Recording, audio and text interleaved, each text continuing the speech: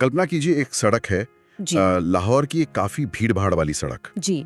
वहां एक नाई की दुकान के बाहर फटे पुराने कपड़ों में एक भिखारी चुपचाप बैठा है।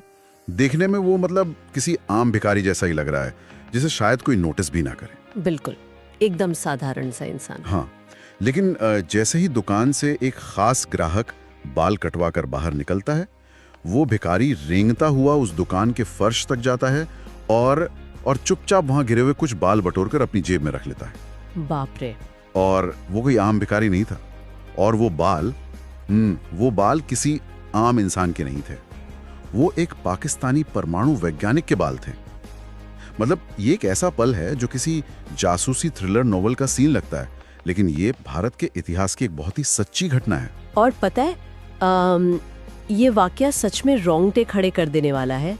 और जब हम इन बालों के परीक्षण के नतीजे देखते हैं ना, हाँ। तो कहानी और भी ज्यादा गहरी हो जाती है। हाँ। क्योंकि इन्हीं बालों में पाए गए यूरेनियम के अंशों से दुनिया को पहली बार ये पता चला था कि पाकिस्तान गुपचुप तरीके से अपना न्यूक्लियर बॉम्ब बना रहा है। क्या बात है, मतलब एक भिखारी के भेष में इतना बड़ा खुलासा। बिल्कुल। तो आज के हमारे इस गहन विश्लेषण का मिशन यही समझना है कि कैसे मतलब दशकों तक एक अंडरकवर एजेंट के तौर पर काम करने वाले इस खुफिया अधिकारी की सोच आज एक पूरे देश की कूटनीति और सुरक्षा नीति को आकार दे रही है। सही कहा। हम बात कर रहे हैं भारत के राष्ट्रीय सुरक्षा सलाहकार यानी NSA अजीत डोभाल के जीवन और उनकी रणनीतियों की। चलिए इसको थोड़ा विस्तार से समझते हैं जी। और इस विश्लेषण के लिए हमारे पास जो स्रोत हैं, जो सोर्सेज हैं, वो काफी गहरे हैं। हमने विकिपीडिया की ऐतिहासिक डेटा का इस्तेमाल किया है, साथ ही NDTV का एक बहुत ही बेहतरीन लेख है the spy who came in from the cold, उससे देखा है। हाँ, वो आर्टिकल काफी डिटेल में है। बिल्कुल।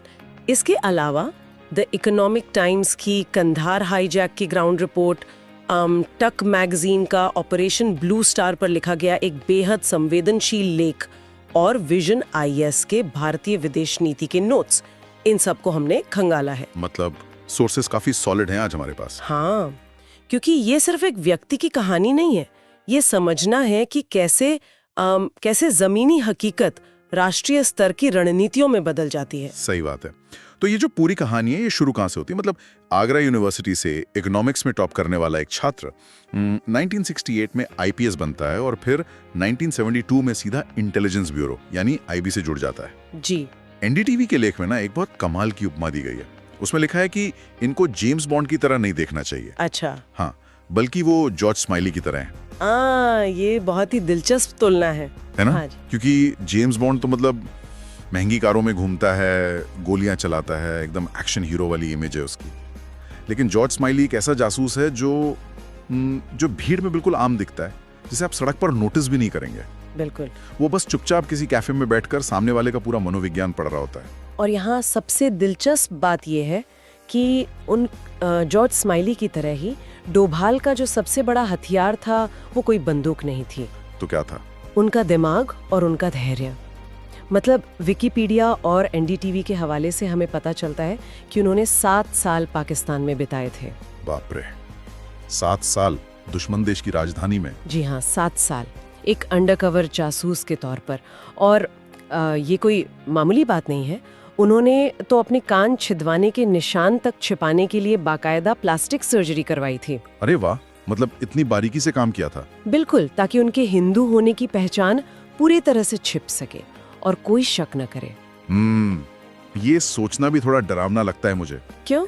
मतलब 7 साल तक हर पल ये डर कि अगर नींद में भी कुछ गलत बोल दिया या कोई पुरानी आदत सामने आ गई तो सीधा मौत। हाँ, ये बहुत बड़ा रिस्क है। इस तरह की जिंदगी इंसान को अंदर से कितनी बदल देती होगी ना। दिन रात एक अलग पहचान के साथ जीना, दुश्मन के बीच रहना, बिल्कुल उनकी तरह सोचना। जी। ये सिर्फ जानकारी जुटाना नहीं है, मतलब ये तो पूरी तरह से एक दूसरी जिंदगी जीने जैसा हो गया। और इसी दूसरी जिंदगी ने उन्हें वो कामयाबी दिलाई जो शायद भारी भरकम हथियारों से कभी नहीं मिल सकती थी। परमाणु वैज्ञानिक के बालों वाला किस्सा तो हम अभी सुन ही चुके हैं। हाँ, वो तो कमाल था। इसके अलावा अगर आप 1986 में मिजोरम का उदाहरण देखें। अच्छा, वहाँ क्या हुआ था? वहाँ शांति समझौते की नींव उन्होंने ही रखी थी। उन्होंने मिजो नेशनल फ्रंट के जो विद्रोही नेता थे लाल डेंगा, उनके 7 में से 6 कमांडरों को बिना कोई गोली चलाए अपने पाले में कर लिया था। क्या बात करी है, बिना लड़े? बिल्कुल, बातचीत और कूटनीति के जरिए। इसे कहते हैं असल में दिमाग का इस्तेमाल। जब दुश्मन के कमांडर ही आपके साथ हो जाएं तो विद्रोह तो अपने आप टूट जाएगा ना। ये तो है, लेकिन यहाँ एक सवाल मुझे बहुत परेशान कर रहा है। बताइए। मतलब सालों तक इस तरह वेश बदल कर रहने से, हमेशा दुश्मनों के बीच अंडरकवर काम करने से, क्या एक इंसान की अपनी पहचान और दुनिया को देखने का नजरिया पूरी तरह से शक्की या जिसे हम सिनिकल कहते हैं वैसा नहीं हो जाता? ये एक बहुत ही स्वाभाविक सा मनोवैज्ञानिक सवाल है ना?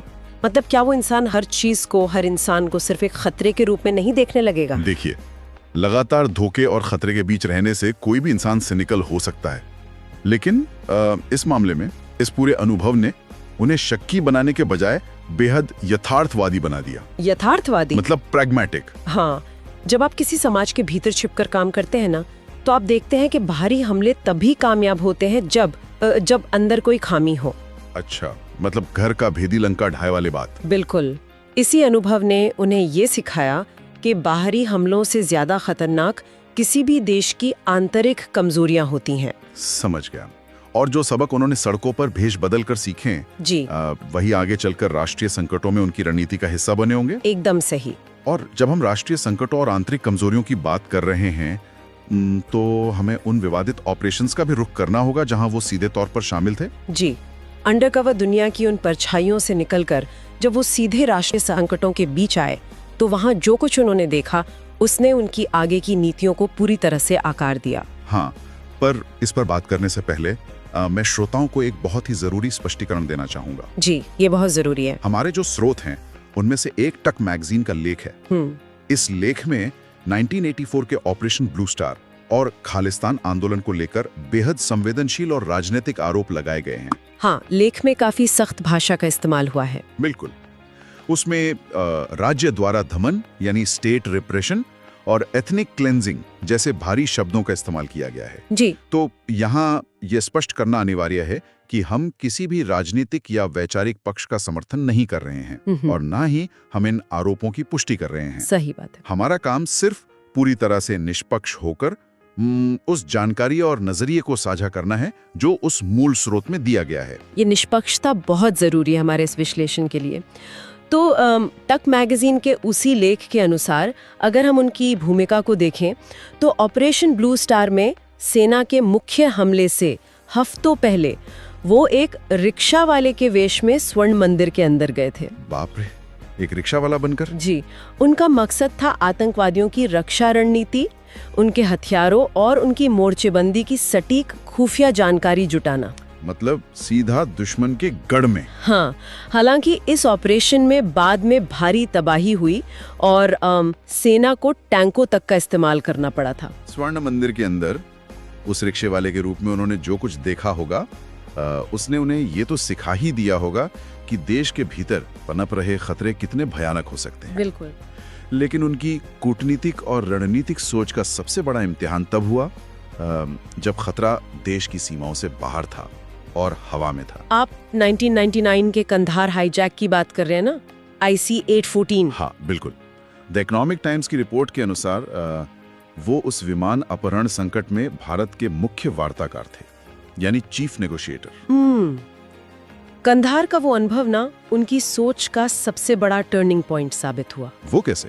देखिए, कंधार के उस तपते हुए डामर पर जब वो वहां अपहरणकर्ताओं से बातचीत कर रहे थे तो उन्होंने वहां सीधे तौर पर पाकिस्तानी खुफिया एजेंसी ISI के अधिकारियों को देखा था। ISI के अधिकारी? हाँ, वहाँ खुलेआम? जी हाँ। और इस घटना का सो व्हाट इनसाइट यही है, ISI की वहां खुलेआम मौजूदगी का मतलब ये था कि अपहरणकर्ताओं पर से घुटने टेकने या समझौता करने का सारा दबाव खत्म हो गया था। अच्छा, क्योंकि उन्हें पता था कि उन्हें बैकअप मिल रहा है। बिल्कुल। उनका ये स्पष्ट मानना था कि अगर ISI का वो खुला समर्थन वहां नहीं होता तो भारत उस संकट को अपनी शर्तों पर सुलझा लेता। मतलब ये तो शतरंज का एक ऐसा खेल खेलने जैसा हो गया ना, जहां आप सामने वाले के मोहरे को मार ही नहीं सकते। एकदम सही। क्योंकि जो रेफरी खेल खिला रहा है वही बेईमान है और वो उस मोहरे को सुरक्षा दे रहा है। बहुत ही सटीक उपमा दी है आपने। और ऊपर से भारत सरकार पर उस वक्त 1 जनवरी से पहले मामला सुलझाने का भारी घरेलू दबाव भी तो था। हाँ, देश में लोग सड़कों पर थे। तो इसी बेबसी ने उनकी सोच को बदला होगा। यही वो आहा मोमेंट था जिसने भारतीय सुरक्षा नीति की दिशा बदल दी। कंधार के उस अनुभव ने उन्हें ये समझा दिया कि भारत दरअसल बीमारी से नहीं लड़ रहा है। तो किससे लड़ रहा है? भारत सिर्फ लक्षणों से लड़ रहा है, सिम्टम्स से। आतंकवादी सिर्फ लक्षण थे, असली बीमारी तो वो देश था जो उन्हें पाल रहा था। बिल्कुल सही बात। जब तक उस देश को उसी की जमीन पर कोई कीमत नहीं चुकानी पड़ेगी, तब तक ये लक्षण कभी खत्म नहीं होंगे।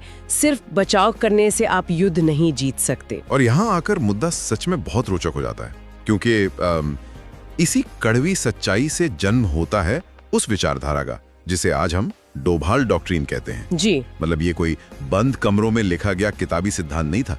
ये कंदाहार और दशकों के खुफिया ऑपरेशंस की भट्टी में तपकर निकला था। सही कहा। इस डॉक्ट्रिन का जो मूल मंत्र है ना, वो है डिफेंसिव ऑफेंस, यानी रक्षात्मक आक्रमण। ये डिफेंसिव ऑफेंस थोड़ा समझाएंगे? इसका सीधा सा अर्थ है कि आप अपनी सीमा के भीतर खड़े होकर वार का इंतजार मत करो। अगर आपको पता है कि हमला कहां से होने वाला है, तो वहीं जाकर वार करो। मतलब इंतजार मत करो कि वो आपको मारे, उसे अपनी ही जमीन पर चुकानी होगी। इसे ऐसे समझ सकते हैं कि अगर कोई आपके घर पर पत्थर मार रहा है, तो आप अपनी खिड़की मजबूत करने में पैसा और वक्त बर्बाद मत करो। तो क्या करें? बल्कि सीधा उसके घर में घुसो और उसके हाथ से वो पत्थर ही छीन लो। बहुत ही बढ़िया उदाहरण है। और अगर आप हाल के वर्षों में भारत के कड़े रक्षा फैसलों को देखें, तो ये सिद्धांत साफ नजर आता है। जैसे कि 2016 की सर्जिकल स्ट्राइक। बिल्कुल, 2016 की सर्जिकल स्ट्राइक, 2019 में पाकिस्तान के बालाकोट में किया गया एयर स्ट्राइक, या फिर 2025 में ऑपरेशन सिंदूर। हाँ, ऑपरेशन सिंदूर। उन्होंने एक बार बहुत ही स्पष्ट शब्दों में कहा था कि हमें अपने वजन से कम या ज्यादा नहीं, बल्कि अपना वजन बढ़ाकर उसके अनुपात में पंच मारना चाहिए, पंच प्रोपोर्शनेटली। क्या बात है। लेकिन उनका ये डॉक्ट्रिन सिर्फ सेनाओं और सीमाओं तक सीमित तो नहीं है ना। उन्होंने तो 4th जनरेशन वॉरफेयर यानी चौथी पीढ़ी के युद्ध की एक बहुत ही खौफनाक तस्वीर पेश की है। जी, और ये हिस्सा सबसे ज्यादा ध्यान देने वाला है। उनके अनुसार चौथी पीढ़ी के युद्ध में कोई सेना सीमा पार नहीं करती। तो फिर युद्ध कैसे लड़ा जाता है? यहाँ युद्ध का मैदान देश का नागरिक समाज बन जाता है, सिविल सोसाइटी। नागरिक समाज मतलब हम और आप? हाँ, इस युद्ध के काम करने का तरीका बहुत अलग है। दुश्मन आपके देश के लोगों के ही दिमाग से खेलता है। वो सोशल मीडिया के जरिए गलत सूचनाएं फैलाता है, मिस इन्फॉर्मेशन, जो कि आजकल बहुत आम हो गया है। बिल्कुल, वो आपकी अर्थव्यवस्था में सेंध लगाता है और नागरिकों को उनके ही देश या एक दूसरे के खिलाफ भड़काता है। मतलब अंदर ही अंदर खोखला कर रहा है। जी, बिना एक भी गोली चलाए वो समाज को अंदर से तोड़ देता है। लेकिन रुकिए, यहाँ एक बहुत ही गंभीर बहस खड़ी होती है। कैसी बहस? के लिए एक बहुत ही खतरनाक फिसलन नहीं है, स्लिपरी स्लोप? ये एक बहुत जायज सवाल है। आलोचक कहते हैं कि ये सोच संविधान की भावना के खिलाफ जा सकती है। मतलब अगर राज्य की सुरक्षा के नाम पर समाज के हर हिस्से पर शक किया जाने लगे, नैतिकता को ताक पर रख दिया जाए, तो फिर एक लोकतांत्रिक देश और एक तानाशाही में फर्क ही क्या रह जाएगा? अगर हम इसको बड़े नजरिए से देखें तो ये एक बहुत ही जटिल और वैध चिंता है। हाँ। लेकिन अगर हम उनके यथार्थवादी चश्मे से दुनिया को देखें ना, तो उनका तर्क ये है कि एक लोकतंत्र और उसकी संस्थाएं तभी तक सुरक्षित है जब तक राज्य का वजूद कायम है। स्टेट का सर्वाइवल। मतलब देश बचेगा तभी तो लोकतंत्र बचेगा। बिल्कुल। जब बात राज्य को नष्ट होने से बचाने और एक आदर्शवादी नैतिकता के बीच चुनने की आती है, तो उनके लिए राज्य की सुरक्षा ही सर्वोच्च प्राथमिकता है। समझ रहा हूँ। उनकी नजरिए से आज की जंग सेनाओं के बीच नहीं, बल्कि पुलिस, खुफिया एजेंसियों और समाज के भीतर छिपे तत्वों के बीच लड़ी जा रही है। ऐसे में हमला ही सबसे बेहतरीन रक्षा बन जाता है। मतलब उनका नजरिया यह है कि अगर घर ही जलकर राख हो गया, तो आप इस बात पर बैठकर बहस नहीं कर सकते कि आग बुझाने के लिए जो पानी इस्तेमाल हुआ वो कितना साफ था। एकदम सही। ये एक बेहद कड़वा यथार्थवाद है, प्रैग्मेटिज्म। तो अब इस डिफेंसिव ऑफेंस और इसी कड़वे यथार्थवाद को अगर हम आज के भारत की विदेश नीति में ढूंढें, तो क्या तस्वीर बनती है? इसके लिए हमें विजन IAS के नोट्स का रुख करना होगा। जी बिल्कुल, क्योंकि वो भारत के इतिहास में सबसे लंबे समय तक सेवा देने वाले NSA हैं, जिन्हें 2024 में तीसरी बार नियुक्त किया गया और अब तो उनके पास कैबिनेट मंत्री का दर्जा भी है। हाँ, तो विजन IAS के नोट्स बताते हैं कि भारत की विदेश नीति अब नेहरूवादी आदर्शवाद को पीछे छोड़कर नव उदारवाद और सामरिक स्वायत्तता की ओर बढ़ चुकी है। नव उदारवाद और सामरिक स्वायत्तता, ये शब्द सुनने में थोड़े भारी लग रहे हैं। यथार्थवाद तो समझ आ गया कि जो जमीन पर काम करे वही नीति है, लेकिन ये नव उदारवाद क्या है विदेश नीति में? इसे थोड़ा आसान भाषा में समझते हैं। देखिए, इसे ऐसे समझिए, नव उदारवाद का मतलब है कि अब भारत विदेश नीति में पुरानी दोस्ती या पुरानी दुश्मनी के आधार पर भावुक होकर फैसले नहीं लेता। तो फिर किस आधार पर फैसले होते हैं? अब फैसले इस बात पर होते हैं कि हमारे आर्थिक हित कहाँ है, बाजार कहाँ है और व्यापार का फायदा कहाँ है। अच्छा, प्रैक्टिकल अप्रोच। बिल्कुल। और सामरिक स्वायत्तता यानी स्ट्रेटेजिक ऑटोनॉमी का मतलब है अपनी शर्तों पर फैसले लेने की आजादी। इसका कोई उदाहरण है? इसका सबसे बेहतरीन उदाहरण है रूस यूक्रेन युद्ध। पश्चिमी देशों का भारत पर भारी दबाव था कि वो रूस का बहिष्कार करे। हाँ, सैंक्शंस लगाने का काफी प्रेशर था। लेकिन भारत ने तटस्थ रवैया अपनाया, न्यूट्रल रहा और अपने नागरिकों के आर्थिक हितों को देखते हुए रूस से रियायती दरों पर तेल खरीदना जारी रखा। सही बात है। किसी एक गुट में बंधने के बजाय अपने राष्ट्रीय हित के अनुसार हर मुद्दे पर अलग फैसला लेना, यही सामरिक स्वायत्तता है। ये तो ऐसा हुआ जैसे आप किसी ऐसे व्यक्ति के साथ व्यापार कर रहे हैं जिसे आपके पुराने दोस्त पसंद नहीं करते जी, लेकिन आप वो व्यापार इसलिए कर रहे हैं क्योंकि उससे आपके परिवार का यानी देश का फायदा हो रहा है। बिल्कुल सटीक। उनका वो पुराना सिद्धांत यहाँ भी लागू होता है कि आंतरिक कमजोरियां बाहरी खतरों से ज्यादा बड़ी हैं। हाँ, वो जो हमने पहले डिस्कस किया था। अगर देश की अर्थव्यवस्था मजबूत नहीं होगी तो देश भीतर से कमजोर हो जाएगा। इसीलिए आज विदेश नीति का निर्धारण सिर्फ भूगोल से नहीं बल्कि आर्थिक हितों से होता है। और सीमा विवादों में भी तो यही देखते हैं हम। जी, चीन के साथ डोकलाम विवाद को ही ले लीजिए। वहाँ एक तरफ सीमा पर सेनाएं डटी हुई थी, हाँ, और दूसरी तरफ कूटनीतिक बातचीत भी चल रही थी, या फिर म्यांमार सीमा के अंदर जाकर आतंकवादियों के खिलाफ क्रॉस बॉर्डर ऑपरेशन करना। इन सब में एक आक्रामकता भी है और एक नपातुला संतुलन भी। तो क्या हम ये मान लें कि आज की कूटनीति में सॉफ्ट पावर जैसे हमारी संस्कृति, योग या फिर पैरा डिप्लोमेसी, ये सब केवल एक दिखावा भर है? ऐसा क्यों? क्योंकि अंतर्राष्ट्रीय स्तर पर असली काम तो सिर्फ हार्ड पावर यानी सैन्य और आर्थिक ताकत ही कर रही है ना। ऐसा कहना जल्दबाजी होगी। असल में ये दोनों अब एक सिक्के के दो पहलू बन चुके हैं। अच्छा, वो कैसे? देखिए, उनकी रणनीतियों में हार्ड पावर ये तय करती है कि कोई भी देश भारत को हल्के में ना ले या सीमा पर आंख ना दिखाए। हाँ, एक डर बना रहे। बिल्कुल। लेकिन आर्थिक कूटनीति और सॉफ्ट पावर ये सुनिश्चित करती हैं कि वैश्विक मंच पर भारत का प्रभाव लगातार बढ़ता रहे और विदेशी निवेश आता रहे।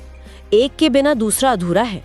तो इस सब का आखिर मतलब क्या है? जी, अगर हम आज की इस पूरी चर्चा के पन्नों को एक साथ रखकर देखें तो एक बेहद दिलचस्प और जटिल तस्वीर उभरती है। बिल्कुल। एक युवा खुफिया अधिकारी जिसने कभी पाकिस्तान की सड़कों पर भिखारी बनकर अपनी जान जोखिम में डालकर देश के लिए परमाणु प्रोग्राम की खुफिया जानकारी जुटाई, हाँ, आज उसी इंसान की यथार्थवादी, जमीनी और डिफेंसिव ऑफेंस वाली आक्रामक सुरक्षा सोच अब भारत की विदेश नीति का सबसे मजबूत और अहम स्तंभ बन चुकी है। यह वास्तव में भारत के सोचने और दुनिया के सामने खुद को पेश करने के तरीके में एक बहुत बड़ा बदलाव है, पैराडाइम शिफ्ट। बिल्कुल। सिर्फ बचाव करने वाले देश से जवाब देने वाले देश का यह सफर इन्हीं जमीनी अनुभवों की देन है। लेकिन इस चर्चा को खत्म करने से पहले एक ऐसा विचार है जो मुझे लगता है हर किसी को सोचने पर मजबूर करेगा। बताइए। आज हमने ह्यूमन इंटेलिजेंस यानी एक इंसान द्वारा अपनी जान जोखिम में डालकर जुटाई गई खुफिया जानकारी,